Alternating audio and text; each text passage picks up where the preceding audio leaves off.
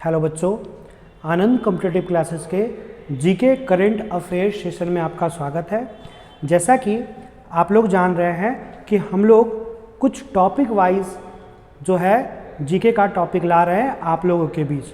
तो आज एक बहुत ही इम्पॉर्टेंट टॉपिक वाइज में ही हम लोगों ने स्टेट को चुना है, जिसमें पहला स्टेट हम लोगों ने लिया है तमिलनाडु, है ना। और यहाँ पर आप देख रहे हो कि लिखा हुआ तमिलनाडु से संबंधित कुछ जानकारी। तो आज का जो टॉपिक है ना वो बहुत ही इंटरेस्टिंग और इम्पॉर्टेंट होने वाला है, जिसमें तमिलनाडु के बारे में फुल कंसेप्ट आपको वो सभी बातों की जानकारी मिलेगी जहां से परीक्षा में प्रश्न पूछा जाता है, ठीक है, करंट अफेयर से रिलेटेड। तो इसके लिए मैं सालू मिस को बुलाना चाहूँगा। मिस, आप यहाँ आएँ और एक नए और बहुत ही इंटरेस्टिंग चैप्टर की शुरुआत करें। Okay, thank you.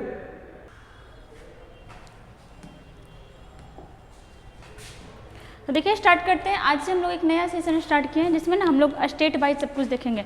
और अभी फिलहाल स्टार्ट किए तमिलनाडु। रीज़न है कि हम लोग नीचे से चल रहे हैं, नीचे मतलब साउथ से चल रहे हैं। और भारत का अगर सबसे साउथ पॉइंट किस स्टेट का पड़ता है तो ये आपका पड़ता है तमिलनाडु का, ठीक है। और ऐसे धीरे धीरे करते करते हम लोग उत्तर भारत की ओर पहुँचेंगे, ठीक है। तो देखिएगा यहाँ पर हम लोग देखते हैं तमिलनाडु के बारे में। आइएगा, देखिए तमिलनाडु, ठीक है, जो भारत का राज्य है। और भारत में कितने राज्य हैं? तो भारत में राज्य हैं आपके 28, ठीक है। भारत में 28 राज्य हैं और 8 आपके केंद्र शासित प्रदेश हैं, जिसको हम लोग शॉर्ट में क्या बोलते हैं? 8। और देखो तमिलनाडु का वेशभूषा इस टाइप से होता है, मतलब लोगों का परिधान वस्त्र इस टाइप से होता है, ठीक है। और देखिएगा, जैसे देखिएगा यहाँ आपका हो गया ये तमिलनाडु का भोजन, ठीक है। भोजन के बाद हम लोग स्टार्ट करते हैं नेक्स्ट, जिसमें देखिएगा इडली सांभर इसमें काफ़ी फेमस रहता है। जैसे ये देखिए इडली हो गया, सांभर हो गया। ये आपका साउथ का, मतलब साउथ में क्या होता है ना कि चावल से बना हुआ चीज़ ज़्यादा यूज होता है, ठीक है। अब देखिएगा यहाँ पे हम लोग का स्टार्ट होता है पहला पॉइंट, ठीक है। भारत का दक्षिणी राज्य कौन सा है? भारत का सबसे दक्षिणी राज्य आपका तमिलनाडु ही पड़ता है, ठीक है। अगर और देखिएगा एक क्वेश्चन यहाँ से और निकल सकता है कि अगर आपसे पूछता है भारत के मुख्य भूमि का, ठीक है, भारत के मुख्य भूमि का सबसे दक्षिणतम पॉइंट कौन सा है? भारत के मुख्य भूमि का सबसे दक्षिणतम पॉइंट कौन सा है? तो ये हो जाएगा आपका तमिलनाडु का केप केमोरिन, ठीक है। तमिलनाडु का केप केमोरिन। देखिए याद रखिएगा, एक होता है आपका मुख्य भूमि और एक होता है आपका भारत। तो हमारा भारत यहाँ पे भले ही खत्म हो जाता है, मतलब मुख्य भूमि यहाँ पे खत्म हो जाता है, बट यहाँ तक हमारा अंडमान निकोबार भी आता है। अगर आपसे क्वेश्चन में बोल देता है कि मुख्य भूमि का दक्षिणतम बिंदु, तो ये तो हो जाएगा आपका केप केमोरिन, कन्याकुमारी में पड़ता है। और अगर मुख्य भूमि जिक्र नहीं करेगा तो आपका होगा इंदिरा पॉइंट। क्या होगा? इंदिरा पॉइंट, जो आपका अंडमान निकोबार में पड़ता है। अब देखिए यहाँ पे क्या बोल रहा है कि भारत का दक्षिणी राज्य कौन सा है? तो ये हो जाएगा आपका तमिलनाडु, ठीक है। ब्रिटिश शासनकाल में यह प्रांत मद्रास प्रेसिडेंसी के नाम से जाना जाता था। हम लोग जानते हैं कि जब यहाँ पे अंग्रेज का शासन था तो 3 प्रेसिडेंसी बांट दिया था, इसी टाइप का था। तो ये था आपका मद्रास प्रेसिडेंसी, यहाँ पे आपका बम्बई प्रेसिडेंसी और यहाँ पे आपका कलकत्ता प्रेसिडेंसी, ठीक है। अंग्रेज 3 प्रेसिडेंसी बांट करके काम कर रहा था। उसमें जो आज का तमिलनाडु वाला एरिया है उसको क्या नाम दिया होता है? मद्रास प्रेसिडेंसी। आगे देखिएगा 1996 में मद्रास का नाम क्या कर दिया गया? तो ये आपका चेन्नई कर दिया गया, जो आज का है, ठीक है। तमिलनाडु की राजधानी क्या है? तो ये है आपका चेन्नई, ठीक है। तमिलनाडु का अगर राजधानी पूछता है तो ये क्या हो जाएगा? ये होगा आपका चेन्नई, ठीक है। और देखिएगा प्रारंभिक काल में यहाँ पर चेर, चोल और पांड्य वंश का शासन था। अब ये क्या है? तो हम लोग देखिए उत्तर भारत में पढ़ते हैं तो सिंधु घाटी सभ्यता, वैदिक सभ्यता वगैरह पढ़ते हैं, गुप्त काल, मौर्य काल, सातवाहन। तो वैसे ही दक्षिण भारत में आपका किसका शासन था? तो चेर वंश का, चोल वंश का और आपका पांड्य वंश का। और बहुत सारे मंदिर अभी भी मिलते हैं जो इसी समय के राजा शासक के द्वारा बनवाया गया था। जैसे देखिएगा अगर आज का देखते हैं, मतलब अगर आज के स्टेट के बारे में बात करते हैं तो ये वाला एरिया आपका केरल का हो जाएगा, ये वाला, ठीक है। ये वाला आपका तमिलनाडु का हो जाएगा, ये केरल का, और ये हो जाएगा आपका आंध्र प्रदेश का, ठीक है। तो देखो उस समय प्रारंभिक काल बोले तो बहुत पहले का, मतलब बीसी टाइम में ही यहाँ पे आपका चेर वंश का शासक था। किसका? चेर वंश का, यहाँ पे पांड्य वंश का और यहाँ पे आपका चोल वंश का, ठीक है। और अगर चोल वंश के राज शासक के बारे में पूछते हैं कि इसका प्रतीक चिन्ह क्या था, तो इसका प्रतीक चिन्ह था आपका बाघ, ठीक है। और पांड्य वंश के शासक का प्रतीक चिन्ह क्या था? तो इसका था आपका मछली। क्या था? मछली। और अगर आप बात करते हैं चेर वंश का, तो चेर वंश का क्या चीज़ था? धनुष बाण, ठीक है। लेकिन याद करने के लिए हम लोग तीर बोल सकते हैं, क्योंकि चेर और तीर काफ़ी सिमिलर लगता है सुनने में। आप इतना याद रखिएगा कि तमिलनाडु साइड में क्या था? तो चेर, चोल और पांड्य वंश का शासन था, ठीक है। आगे आइएगा, देखिए इसकी सीमा आंध्र प्रदेश, केरल तथा कर्नाटक से लगती है। देखिए 3 चीज़ें ना इंपॉर्टेंट है, एग्जाम में क्या करेगा कि 4 ऑप्शन दे देगा, इसमें से 3 आपका ये रहेगा, एक कुछ और दे देगा, पता नहीं चलेगा। देखिए यहाँ पे जैसे देखिए ये आपका रहा तमिलनाडु, ठीक है, इसका सीमा कितने राज्य से लगता है देखिएगा,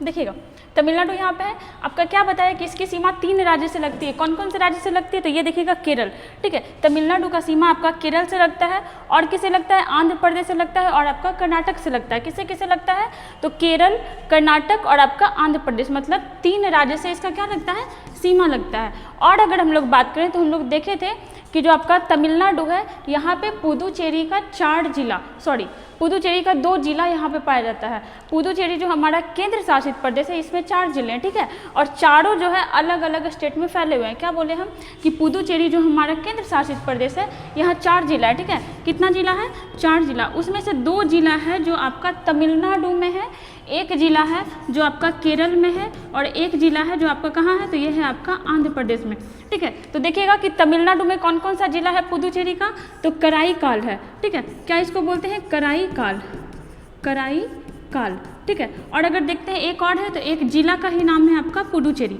ठीक है, एक जिला का ही नाम है क्या, पुडुचेरी। यहाँ पे हम लोग ये देखें कि सीमा 3 राज्य से लगता है, 1 2 3, मतलब केरल, कर्नाटक, आंध्र प्रदेश, और इसमें 2 जिला है कराईकाल और आपका पुदुचेरी। और भी देखते हैं, जैसे देखिएगा अगर बात करते हैं कि तमिलनाडु का सीमा किस महासागर से लगता है, तो एक तो लगता है आपका बंगाल की खाड़ी से, कैसे देखो ये जो आ रहा है ब्लू ब्लू ये सारा क्या है, बंगाल की खाड़ी, ठीक है, और यहाँ पे क्या है आपका, ये है आपका हिंद महासागर, क्या है, हिंद महासागर, ठीक है। तो 2 सागर से या 2 महासागर से किसका, तमिलनाडु का सीमा लगता है, ठीक है। और देखिएगा जैसे आइएगा नेक्स्ट में सीएम, ठीक है, तमिलनाडु के सीएम कौन है, तो ये हो जाएगा आपका क्या, एमके स्टालिन, ठीक है, तमिलनाडु के सीएम कौन है, एमके स्टालिन। और अभी हाल ही में इनका क्या आया था, ऑटोबायोग्राफी, बहुत बार हम लोग चर्चा किए हैं, क्या आया था, ऑटोबायोग्राफी, ठीक है, ऑटोबायोग्राफी, ऑटोबायोग्राफी या फिर बायोग्राफी क्या होता है, तो अगर बायोग्राफी बोलेंगे तो कोई मेरे बारे में लिख दिया, वो क्या हो गया, बायोग्राफी, और अगर हम खुद से अपने बारे में लिखेंगे तो क्या होगा, ये होगा आपका ऑटोबायोग्राफी। और उस ऑटोबायोग्राफी का नाम क्या है, उंगलिंग ओडुबन, क्या नाम है, उंगलिंग ओडुबन, ठीक है। आगे आएगा गवर्नर, यहाँ के गवर्नर कौन है, तो गवर्नर है आपके RN रवि, और सीएम कौन है, MK स्टालिन, ठीक है, ये रहे MK स्टालिन और ये रहे आपके RN रवि। आगे आइएगा जिला, जिला की संख्या कितना है, 38, ठीक है, जिला की संख्या कितना है, 38। आप बताइएगा कमेंट में कि बिहार में कितना जिला है, बिहार में कितना जिला है, ठीक है, यहाँ जिलों की संख्या कितनी है, 38। अगर बात करते हैं लोकसभा, तो लोकसभा 39 है, देखिए कैसे याद रखिएगा, एक बढ़ा दीजिएगा 39, लोकसभा सीट कितना है, 39, राज्यसभा सीट कितना है, तो ये है आपका 18, लोकसभा सीट 39, पहले तो जिला में आओ, जिला 38, लोकसभा 39 और आपका राज्यसभा 18। विधानसभा का बात करते हैं तो हो जाएगा आपका 234, विधानसभा सीट कितना है, 234, इसका भी देखिएगा, चलिए बता ही देते हैं। देखिएगा बिहार में भी जो जिला का संख्या है ये आपका 38 है, कितना है, 38, और यहाँ पे भी क्या है, 38, ठीक है। अगर यहाँ पे TH नहीं होगा, ठीक है, 38 जिला है। अगर देखते हैं विधानसभा, ठीक है, तो आपका तमिलनाडु में विधानसभा कितना है, 234, और हमारे बिहार में कितना है, बिहार में है आपका 243, काफ़ी सिमिलर टाइप का लग रहा है, 243। आगे आइएगा, देखिए क्या दिया हुआ है, पहले यहाँ द्विसदनात्मक विधानसभा, ठीक है, विधानमंडल होना चाहिए, पहले यहाँ द्विसदनात्मक विधानमंडल था जिसे 1986 में एक सदनात्मक कर दिया गया। अब देखो क्या बोल रहा है, इस ईयर को याद रखना इंपॉर्टेंट है, 1986। देखो अगर हम लोग विधानमंडल बोलते हैं, ठीक है, विधानमंडल, विधानमंडल बोलने का मतलब 3 चीज़ हो जाता है, ठीक है, अगर विधानमंडल बोलते हैं तो 3 चीज़, क्या क्या, तो पहले तो हो जाएगा आपका विधानसभा, दूसरा विधान परिषद, और तीसरा हो जाएगा आपका राज्यपाल, ठीक है, तीसरा क्या हो जाएगा, राज्यपाल। तो क्या होता है ना कि सारे स्टेट में विधान परिषद नहीं होते हैं, सारे स्टेट में विधान परिषद नहीं होते हैं, विधान परिषद बनवाना पड़ता है, जैसे हमारे बिहार में है, हमारे बिहार में विधानसभा भी है, विधान परिषद भी है, और राज्यपाल तो होता ही होता है। तो क्या था ना कि आपका तमिलनाडु में भी पहले विधान परिषद था, बट 1986 को क्या किया गया, इस सदन को ख़त्म कर दिया गया। अब देखो ये राज्य पर डिपेंड करता है कि वो रखना चाहता है, नहीं रखना चाहता है, काम का बर्डन अगर बढ़ जाता है तो विधान परिषद बनाया जाता है, और हमारे बिहार में विधान परिषद है। कमेंट करके बताइएगा कि हमारे बिहार में जो विधान परिषद है इसका सीट कितना है, ठीक है, विधान परिषद का सीट कितना है। यहाँ पे हम लोग क्या देखें कि द्विसदनात्मक था, बट 1986 में क्या कर दिया गया, एक सदनात्मक कर दिया गया, मतलब खत्म किसको किया गया, तो विधान परिषद को क्या कर दिया गया, खत्म कर दिया गया, ठीक है। आगे आइएगा, जैसे देखिए जनसंख्या के अनुसार, हाँ जनसंख्या के अकॉर्डिंग इसका कितना क्रम है, तो छठा क्रम है। और कहाँ, तो हमारे भारत में। और अभी हम लोग देखें कि भारत जो है चाइना को पीछे कर दिया जनसंख्या में। कितना जनसंख्या है, तो लगभग 7.21 करोड़। ठीक है, आइएगा क्षेत्रफल के अनुसार, अगर बात करते हैं कि क्षेत्रफल के अनुसार कितना क्रम है, तो यह है आपका 10वां क्रम। ठीक है, ये जरूरी नहीं है। देखो ये सब कहाँ पे इंपॉर्टेंट होगा ना, कि अगर प्रॉपर तमिलनाडु का पीसीएस का एग्जाम होता है या फिर वहाँ के पुलिस का, दरोगा का, तब ये सब पूछेगा। हम लोग के लिए इतना ज़्यादा इंपॉर्टेंट नहीं है ये सब डेटा। ठीक है, तो ये देखिए 10वें नंबर पे आता है। अगर आपसे बात करते हैं कि भारत में सबसे बड़ा राज्य कौन सा है, सबसे बड़ा क्षेत्रफल के अनुसार, तो ये हो जाएगा आपका राजस्थान। और अगर सबसे छोटा बात करते हैं तो ये हो जाएगा आपका गोवा। ठीक है, अगर बात करते हैं कि जनसंख्या के अनुसार सबसे बड़ा कौन सा है, तो जनसंख्या के अनुसार हो जाएगा आपका यूपी। ठीक है, जनसंख्या के अनुसार हो जाएगा आपका यूपी। और अगर छोटा देखते हैं तो छोटा हो जाएगा आपका सिक्किम। ठीक है, अगर जनसंख्या घनत्व के अनुसार देखते हैं कि भारत में सबसे बड़ा राज्य कौन सा है, तो ये हो जाएगा आपका बिहार। ठीक है, और अगर सबसे छोटा देखते हैं जनसंख्या के अनुसार, जनसंख्या घनत्व के अनुसार, तो ये हो जाएगा आपका अरुणाचल प्रदेश। क्या हो जाएगा, अरुणाचल प्रदेश। अब जनसंख्या घनत्व क्या होता है, तो क्या होता है ना जनसंख्या घनत्व में कि 1 किलोमीटर में कितने लोग रह सकता है, ये आपका जनसंख्या घनत्व बताता है।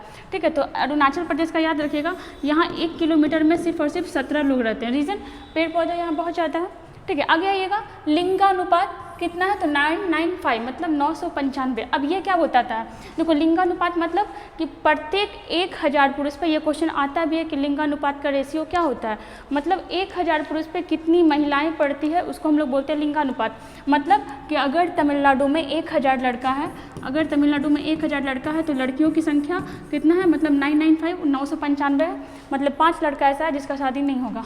ठीक है, अगर बात करते हैं सबसे ज़्यादा लिंगानुपात कहाँ है, तो वहाँ आपका केरला में है, शायद 1084 है, डेटा श्योर नहीं है। देखिएगा साक्षरता दर, तो साक्षरता दर यहाँ कितना है, 80.33%, जो सही है।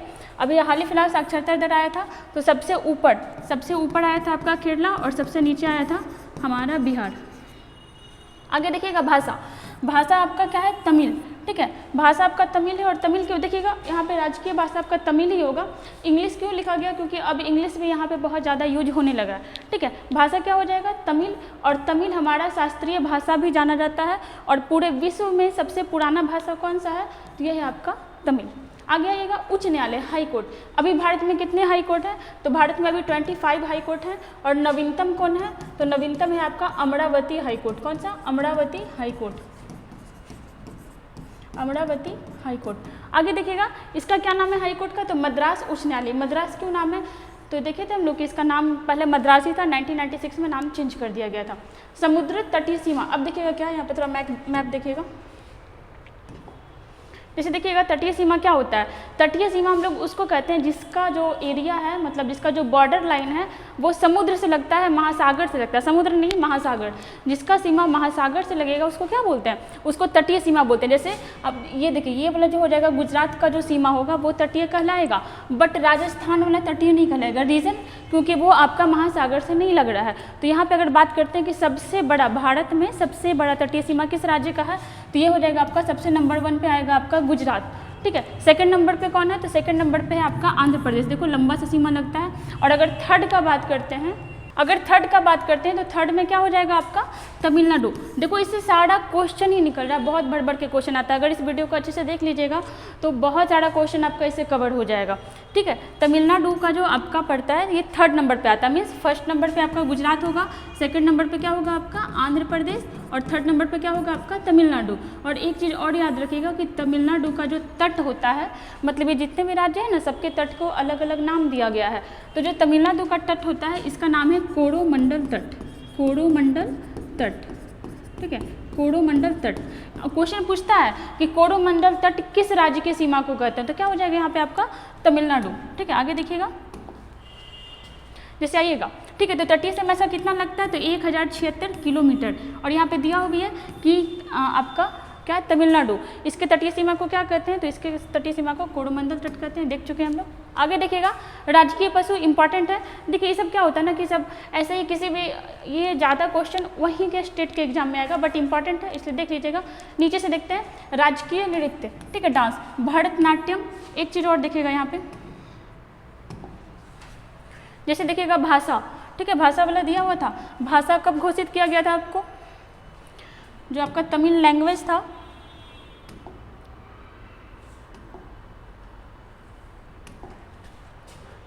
यहाँ पे देखिएगा तमिल लैंग्वेज क्वेश्चन था, यहाँ पे छूट गया था। शास्त्रीय भाषा इसको कब घोषित किया गया था, तो 2004 में। और इम्पॉर्टेंट है, सबसे पहले इसी को शास्त्रीय भाषा घोषित किया गया था 2004 में, और सबसे बाद में किसको घोषित किया गया था 2014 में, किसको, तो उड़िया को। ठीक है, उड़िया को। और उड़िया कहाँ का भाषा है, तो ये है आपका उड़ीसा का, नाम से ही पता चल रहा है। आगे देखिएगा राजकीय नृत्य, ये कौन सा होगा, भरतनाट्यम। हम लोग देखे थे कि भारत में शास्त्रीय नृत्य की संख्या कितनी है, 8, और उसमें से एक आपका भरतनाट्यम है। और भरतनाट्यम के बारे में देखे थे कि हेमा मालिनी इसी से जुड़ी हुई थी। एक आपका राधिका मर्चेंट जो भी चर्चा में रही थी, वो भी इसी से जुड़ी हुई थी। आगे देखिएगा राजकीय खेल क्या है आपका, कबड्डी। राजकीय गीत, ये आपका तमिल थाई वज्यू। ठीक है, राजकीय वृक्ष ताड़ का, जिसको पाम भी कहते हैं। फल के बारे में देखिएगा, कटहल। कितने लोगों को तो पता भी नहीं है कि कटहल फल होता है। ठीक है, कटहल जो है आपका फल होता है। आगे देखिएगा फूल, क्या नाम है इसका, ग्लेरियोसा लिली। ठीक है, फूल का क्या नाम है, ग्लेरियोसा लिली। पक्षी का देखिएगा एमराल्ड डब। ठीक है, डब जो साबुन होता है, पक्षी बना होता है ना उसमें, वही वाला एमराल्ड डब। और पशु के बारे में देखिएगा नीलगिरी तहर, और ये बहुत इंपॉर्टेंट है, ये विलुप्त होते जा रहा है, तो इसको बचाने के लिए क्या किया गया है, तो अभी इसके लिए एक परियोजना भी लाया गया है, मतलब योजना भी लाया गया। यहाँ पे फिगर देख लीजिएगा, ये रहा आपका नीलगिरी तहर। ठीक है, और देखिए किसी भी चीज़ को राजकीय क्यों घोषित किया जाता है, ताकि उसका बचाव किया जा सके, उसका संरक्षण किया जा सके। ये आपका डब वाला हो गया राजकीय पक्षी, ये आपका फूल हो गया ग्लेरियोसा। आगे देखिएगा कटहल। ठीक है, ये क्या है, तो ये है आपका राजकीय फल। ये आपका पाम मतलब ताड़ का पेड़ हो गया, और ये क्या है, राजकीय वृक्ष। और ये रहा आपका कबड्डी, जो क्या है, तो ये है आपका राजकीय खेल। आगे देखिएगा कुछ इंपॉर्टेंट नाम, जैसे सुंदर पिचोई। ठीक है, ये कौन है, तो ये अभी वर्तमान में गूगल के कौन है, CEO हैं। किसके, गूगल के CEO। ठीक है, अब यहाँ पे फोटो क्यों लाया गया इनका, ये भारत के हैं, और भारत में भी कहाँ के हैं, तो तमिलनाडु के हैं। कहाँ के हैं, तमिलनाडु के। इनके बारे में देखेगा, मिसाइल मैन अबुल कलाम आज़ाद। ठीक है, ये हमारे राष्ट्रपति भी रहे हैं। और कब बने थे राष्ट्रपति, तो ये राष्ट्रपति बने थे आपके 2002 में। कब बने थे, 2002 में। और इनको बहुत सारा अवार्ड भी मिला हुआ है, जैसे आपका पद्म भूषण मिला है। ठीक है, पद्म भूषण भी मिला हुआ है, पद्म विभूषण भी मिला हुआ है, और आपका भारत रत्न भी मिला हुआ है, भारत रत्न। ठीक है, और ये भी कहाँ के हैं, तो ये भी आपके तमिलनाडु के हैं, रामेश्वरम के। जैसे रेखा, ठीक है, ये कहाँ की है, तो ये भी आपकी एक्ट्रेस है, और ये भी आपकी तमिलनाडु की है। हेमा मालिनी, ये भी वहीं की है। और इनको याद रखिएगा कि भरतनाट्यम की ये बहुत अच्छी डांसर है। ये देखिएगा आर वेंकट रमन, इंपॉर्टेंट नाम है, ये हमारे भारत के 8वें राष्ट्रपति रहे थे। कौन, तो 8वें राष्ट्रपति। ठीक है, और ये कहाँ से हैं, तो ये भी आपके तमिलनाडु से हैं। कहाँ से हैं, ये भी आपके तमिलनाडु से हैं। आगे देखिएगा, अगर बात करते हैं ये जयललिता। ठीक है, ये कौन है, तो ये है आपकी जयललिता, जिनको अम्मा के नाम से भी जाना जाता है। किस नाम से, अम्मा। ठीक है, ये भी आपके तमिलनाडु की है, और ये आपकी एक एक्ट्रेस भी रही थी, और काफ़ी दिनों तक ये आपके तमिलनाडु की क्या रही थी, CM रही थी। अगर बात करते हैं अबुल कलाम आज़ाद के बारे में, तो इनको पद्म भूषण कब मिला था, तो पद्म भूषण मिला था आपका 1981 में, 1981 में। और देखिएगा, अगर बात करते हैं पद्म विभूषण, देखो पद्म जो अवार्ड होता है 3 टाइप का होता है। सबसे छोटा वाला होता है पद्म श्री, इससे बड़ा होता है आपका पद्म भूषण, और सबसे बड़ा होता है पद्म विभूषण। ठीक है, सबसे बड़ा होता है आपका पद्म विभूषण। और तीनों का स्थापना कब हुआ था, 1954 में। और 1954 में ही आपका भारत रत्न भी स्टार्ट हुआ था, भारत रत्न। और भारत का सबसे बड़ा अवार्ड, सबसे सर्वोच्च अवार्ड कौन सा है, तो ये है आपका भारत रत्न। अगर देखते हैं पद्म विभूषण कब मिला था, तो ये मिला था आपका 1990 में। कब मिला था, 1990 में। और भारत रत्न कब मिला था, तो 7 साल बाद 1997 में। ठीक है, 1997 में। राष्ट्रपति कब बने थे, तो 2002 में। ठीक है, राष्ट्रपति कब बने थे, 2002 में। इनके बारे में देखें कि तमिलनाडु की ये बहुत सालों तक क्या रही थी, CM रही थी। और देखिएगा पुदुचेरी के 2 जिले कौन कौन सा, तो कराईकाल और पुदुचेरी हम लोग देख चुके हैं कहाँ पे है, तो ये आपका तमिलनाडु में पड़ता है। जयललिता तमिलनाडु की 14 वर्षों तक क्या रही थी, मुख्यमंत्री रही थी, और इनको अम्मा के नाम से भी जाना जाता है। एशिया का डेट्राइट किसको कहा जाता है, तो चेन्नई को।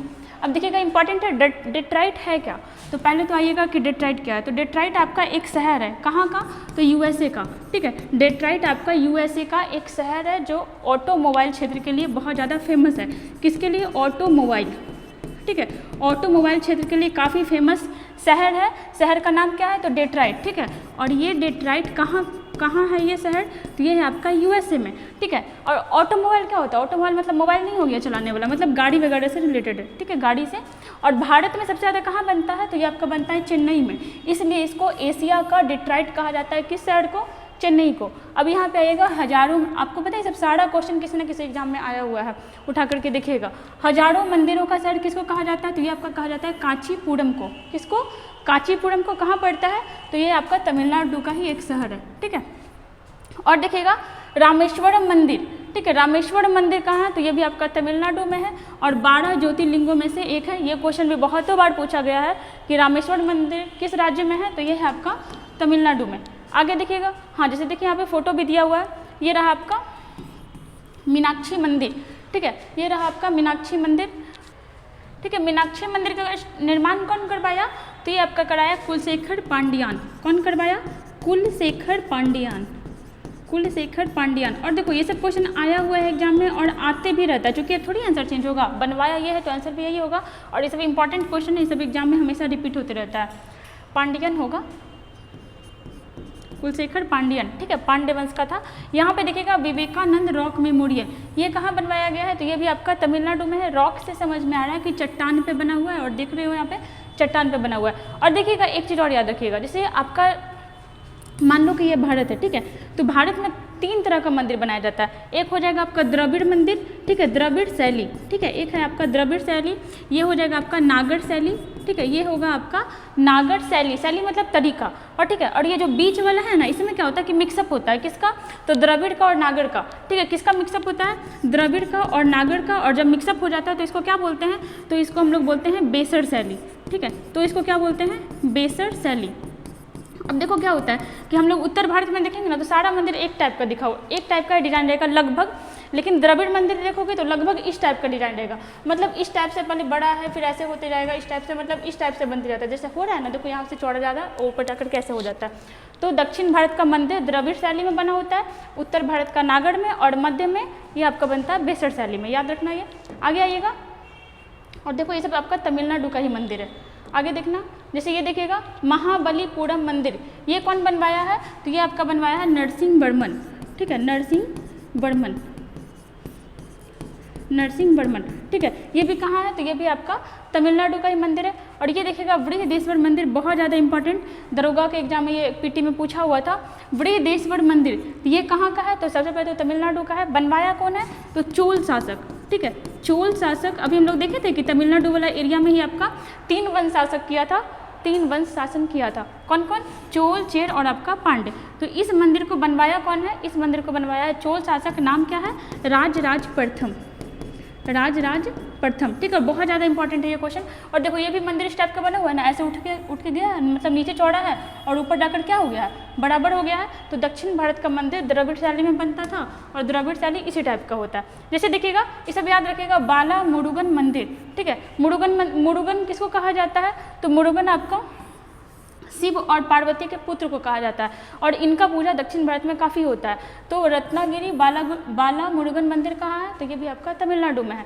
श्री रंगनाथ स्वामी मंदिर, देखो सारा आपका द्रविड़ शैली में बना हुआ है, ये भी कहाँ है, तो ये भी आपका तमिलनाडु में है। आगे देखिएगा, जैसे आइएगा कुछ त्यौहार के बारे में, और इसमें अगर बात करें तो सारा त्यौहार इंपॉर्टेंट है। जैसे थाईपुसम, ठीक है, थाईपुसम ये कहाँ का है, और ये भी बहुत ज़्यादा ये क्वेश्चन पूछा जा रहा था एग्जाम में। थाईपुसम फेस्टिवल आपका तमिलनाडु का है, ठीक है। देखिएगा इसमें क्या होता है, इसमें सुई चिबो करके पूजा किया जाता है। देखिए क्या किया है ऐसे, ये हो गया आपका थाईपुसम।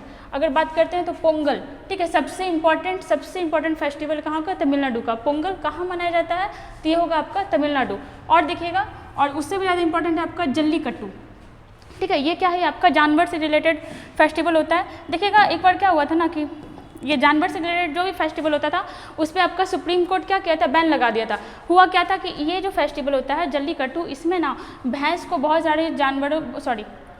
सारे आदमियों के साथ लड़ा दिया जाता है, ठीक है। तो एक आपका फेस्टिवल था ऐसे ही कंबाला, ठीक है, एक आपका फेस्टिवल था कंबाला, जो कहाँ का था, तो ये था आपका कर्नाटक का।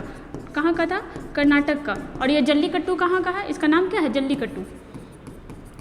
दोनों फेस्टिवल पे क्या किया था, बैन लगा दिया था। क्यों, क्योंकि इसमें जानवरों के साथ सुप्रीम कोर्ट का कहना था कि जानवरों के साथ इसमें सही बिहेव नहीं होता है, ठीक है। यहाँ याद ये रखिएगा कि आपका जल्लीकट्टू कहाँ का है, तमिलनाडु का, और कंबाला भी जानवर से रिलेटेड ये कहाँ का है, कर्नाटक का। पोंगल कहाँ का है, तो ये भी आपका तमिलनाडु का ही फेस्टिवल है। यहाँ पर हम लोग देखें थाईपुसम कहाँ का है, ये भी आपका तमिलनाडु का।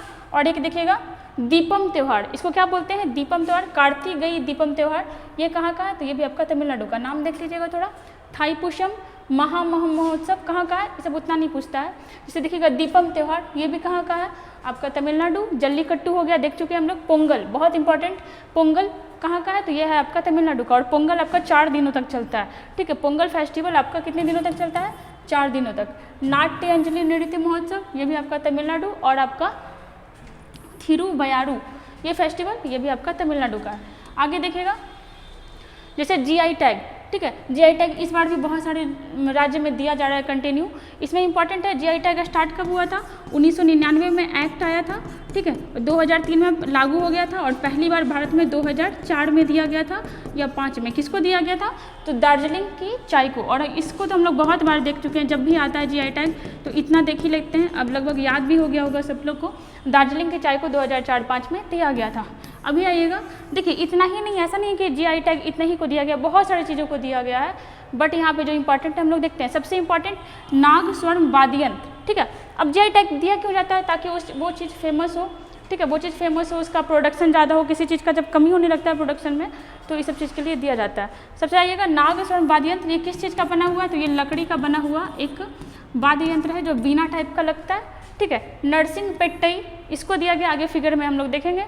तंजावुर पेंटिंग, ठीक है। अभी आप हम लोग देखे थे कि आपका बसोहली पेंटिंग, क्या नाम था, बसोहली पेंटिंग, ये कहाँ का था, तो ये दिया गया था आपका जम्मू कश्मीर का, ठीक है। और एक हम लोग देखे थे गुजरात का भी, ठीक है, उसका भी आप लोग बताइएगा कमेंट करके। आगे देखिएगा कुंभम अंगूर, अभी हाल ही में दिया गया है, सब आपका अभी करंट से ही रिलेटेड है। यहाँ पे हम लोग का स्टैटिक तो कवर हो ही रहा है, साथ में करंट भी देख रहे हैं। कुंभम अंगूर को जीआई टैग दिया गया। कन्याकुमारी लौंग को मन मदुराई मिट्टी के बर्तन, सप्ताह पहले इसको दिया गया है। पंचामृतम प्रसाद, इसको भी जीआई टैग दिया गया। डिंडी गुल ताले कहाँ का है, सीधा पूछ लेगा कि बताओ डिंडी गुल ताले कहाँ का है जिसको जीआई टैग दिया गया, क्या हो जाएगा, सब सारा तमिलनाडु का है। कंडागी साड़ी, ठीक है, सब आप लोग नोट्स का बना लीजिएगा कि इसको भी कहाँ का जीआई टैग मिला है, तो ये मिला है आपका तमिलनाडु का। यहाँ पे फिगर में देखिएगा, जैसे ये रहा आपका कुंभम अंगूर, ठीक है, ये रहा आपका कुंभम अंगूर, और ये कहाँ का है, तमिलनाडु का। ये आपका रहा कन्याकुमारी का लौंग, ठीक है। और यहाँ पे देखिएगा मन मदुराई मिट्टी का बर्तन, अभी देखे थे ऊपर लिखा हुआ था। और देखिएगा ये जो आपका वाद्य यंत्र था नरसिंह पेट्टई, वो हो गया। ये हुआ आपका डिंडीगुल ताले, ठीक है। और ये हो गया आपका पंचमृतम प्रसाद, ठीक है। क्या हुआ, पंचमृतम प्रसाद, जिसको जीआई टैग दिया गया।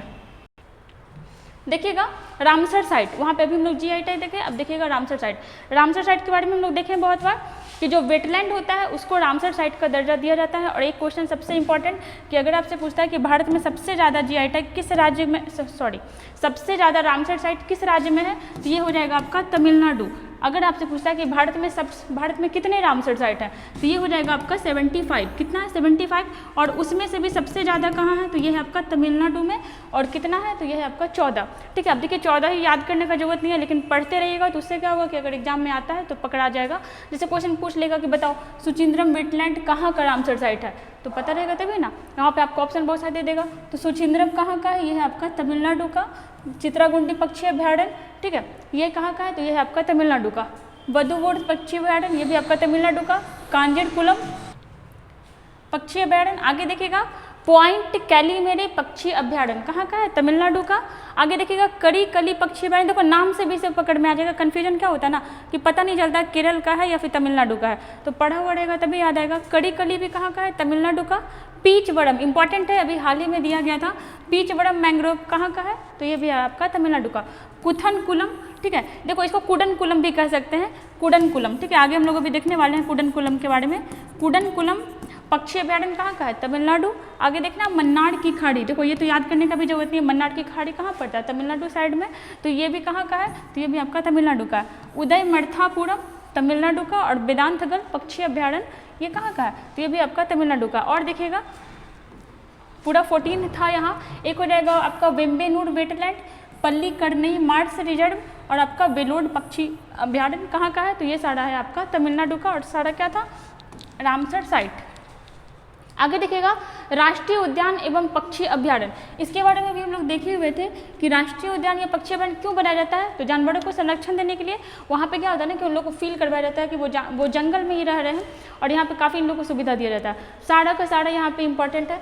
सबसे पहले तो आइएगा गुंडी पक्षी अभ्यारण्य, बहुत ज़्यादा क्वेश्चन आता है कि गुंडी पक्षी अभ्यारण्य, देखो यहाँ पे जो NP शो कर रहा है ना, ये आपका नेशनल पार्क बता रहा है। NP मतलब हो गया आपका नेशनल पार्क, ठीक है, नेशनल पार्क मतलब राष्ट्रीय उद्यान, और BS हो गया आपका बर्ड सेंचुरी। क्या हो गया? Bird sanctuary. बर्ड सेंचुरी मतलब क्या हो गया? तो ये हो गया आपका क्या इसको बोलेंगे? बर्ड सेंचुरी, हाँ पक्षी अभ्यारण्य, ठीक है, बर्ड सेंचुरी पक्षी अभ्यारण्य। और TR मतलब हो गया आपका टाइगर रिजर्व, टाइगर रिजर्व, ठीक है, टाइगर रिजर्व। देखो इतना ही नहीं है, और भी है, बट ये सब इंपॉर्टेंट है, एग्जाम में बहुत बार इसका रिपीटेशन हो चुका है। जैसे देखिएगा मुखुर्थी राष्ट्रीय उद्यान कहाँ है? तमिलनाडु में। अन्नामलाई, ये भी आपका क्या है? टाइगर रिजर्व, और है कहाँ? तो यह है आपका तमिलनाडु में। वेदांतगढ़ तमिलनाडु। गुंडी, तो ये हो जाएगा आपका नेशनल पार्क है, ये कहाँ है? तो ये भी आपका तमिलनाडु में है। मन्नार अभी हम लोग देखे थे, ठीक है, ये कहाँ है आपका? तमिलनाडु में। मुदुमलाई, ये भी आपका तमिलनाडु में। और आपका कड़ीकली पक्षी अभ्यारण्य कहाँ है? तो ये है आपका तमिलनाडु में, ठीक है। और देखिएगा जैसे ये बहुत ज़्यादा इंपॉर्टेंट है, जैसे देखिएगा क्या है ये? तो ये है आपका परमाणु संयंत्र। क्या है? ये है आपका परमाणु संयंत्र, कुडनकुलम परमाणु संयंत्र। तमिलनाडु में आपका 2 परमाणु संयंत्र है। कौन कौन सा? एक है आपका कुडनकुलम और एक है आपका कलपक्कम, ठीक है। अब कुडनकुलम जो है आपका किसके हेल्प से बनवाया गया था? रसिया के हेल्प से, ठीक है, रशिया मतलब रूस के हेल्प से कुडनकुलम परमाणु संयंत्र कहाँ बनवाया गया था? तो ये बनवाया गया था आपका कहाँ? तमिलनाडु में। और आपका कलपक्कम भी कहाँ है? तो ये है आपका तमिलनाडु में। अगर बात करें उत्तर भारत का भी परमाणु संयंत्र बनाया जा रहा है, बताइएगा कि कमेंट करके कि कहाँ बनाया जा रहा है। उत्तर भारत का पहला परमाणु संयंत्र, उत्तर भारत का पहला परमाणु संयंत्र मतलब अभी बन रहा है, उद्घाटन हुआ है। अभी देखिएगा और आगे। अब देखिएगा ये तो जो भी हम लोग देखे वो सारा स्टैटिक था, और स्टैटिक के साथ आपका करंट भी था। अब यहाँ पे थोड़ा सा करंट के बारे में देख लेते हैं जो अभी कुछ दिन पहले हुआ है। जैसे अगर बात करते हैं कि पहला खाद्य संग्रहालय, ठीक है, पहला खाद्य संग्रहालय कहाँ बनवाया गया है? तो ये हो जाएगा आपका तंजावुर। कहाँ? तंजावुर। और तंजावुर कहाँ है? तो ये भी आपका तमिलनाडु में है, ठीक है, तंजावुर कहाँ है? तो ये है आपका तमिलनाडु। और देखिएगा इंपॉर्टेंट है डुगोंग संरक्षण केंद्र। डुगोंग संरक्षण केंद्र कहाँ है? तो ये है आपका तमिलनाडु में। और अगर बात करते हैं कि ये डुगोंग क्या होता है, तो इसको हम लोग समुद्री गाय के नाम से जानते हैं। किसके नाम से? समुद्री गाय, ठीक है, समुद्री गाय के नाम से इसको जानते हैं। और ये कहाँ बनवाया गया है डुगोंग संरक्षण केंद्र? तो आपका तमिलनाडु में। और भी देखिएगा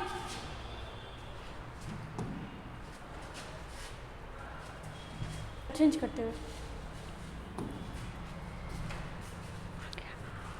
देखिएगा अभी करंट से रिलेटेड हम लोग देख रहे थे, 2 वहाँ पे देखे। और देखिएगा जैसे क्या है आपका क्वेश्चन, पहला जलवायु परिवर्तन मिशन लागू करने वाला कौन सा राज्य है? तो ये है आपका तमिलनाडु, ठीक है, जलवायु परिवर्तन मिशन लागू करने वाला पहला राज्य, तो ये हो जाएगा आपका तमिलनाडु। अभी हम लोग देखें डुगोंग वाला, ये भी कौन लाया? तो पहले आपका तमिलनाडु लाया। खाद्य संग्रहालय, खाद्य संग्रहालय कौन लाया? तो ये भी आपका लाया तमिलनाडु। आगे देखिएगा पहला मल्टी मॉडल लॉजिस्टिक पार्क कहाँ खोला गया? तो ये आपका तमिलनाडु। और कल हम लोग देखे थे कि पहला डायनासोर पार्क ये कहाँ खोला गया? तो ये आपका खोला गया गुजरात में। क्यों? क्योंकि वहाँ पे डायनासोर का फॉसिल्स मिला था, जीवाश्म मिला था। नीलगिरी तहर योजना लिखिएगा यहाँ पे, ठीक है, नीलगिरी तहर योजना हम लोग देखे थे कि नीलगिरी तहर क्या था? तो यहाँ का राजकीय पशु था और इसका संख्या घट रहा था, तो इसको बचाने के लिए एक योजना लाया गया, नीलगिरी तहर योजना। और देखिएगा RTI जवाबदेही में सबसे खराब प्रदर्शन किसका था? तो ये था आपका किसका? तमिलनाडु का। और देखिएगा जैसे नाश्ता कार्यक्रम कहाँ लाया गया? तो ये भी आपका लाया गया तमिलनाडु में। और जैसे देखिएगा ऑनलाइन गैम्बलिंग, ठीक है, जो आजकल का खिलाड़ी लोग पूरा प्रचार करते रहता है, ऑनलाइन गैम्बलिंग पर प्रतिबंध लगाने वाला, ठीक है, अभी विधेयक पास हुआ है। ऑनलाइन गैम्बलिंग पर प्रतिबंध लगाने वाला या फिर विधेयक पास करने वाला पहला राज्य कौन सा होगा? तो ये होगा आपका तमिलनाडु, ठीक है। और बाकी तो हम लोग ये सब देख लिए। इसको हम लोग क्या बोलते हैं? इसको हम लोग बोलते हैं समुद्री गाय, ठीक है। और इसके लिए क्या किया गया? तो डुगोंग संरक्षण केंद्र बनाया गया है तमिलनाडु में। और खाद्य संग्रहालय, ये हुआ आपका करंट का क्वेश्चन, ठीक है। और बाकी तो हम लोग जो भी देखे वो आपका स्टैटिक प्लस करंट अफेयर्स था, ये जो बहुत सारे एग्जाम में आपका काम देगा, बहुत सारा क्वेश्चन इससे निकलता है। और बहुत सारा एग्जाम क्वेश्चन तो एज इट इज एग्जाम में आया हुआ था, ठीक है। तो यहाँ पे हमारा सेशन कंप्लीट हुआ।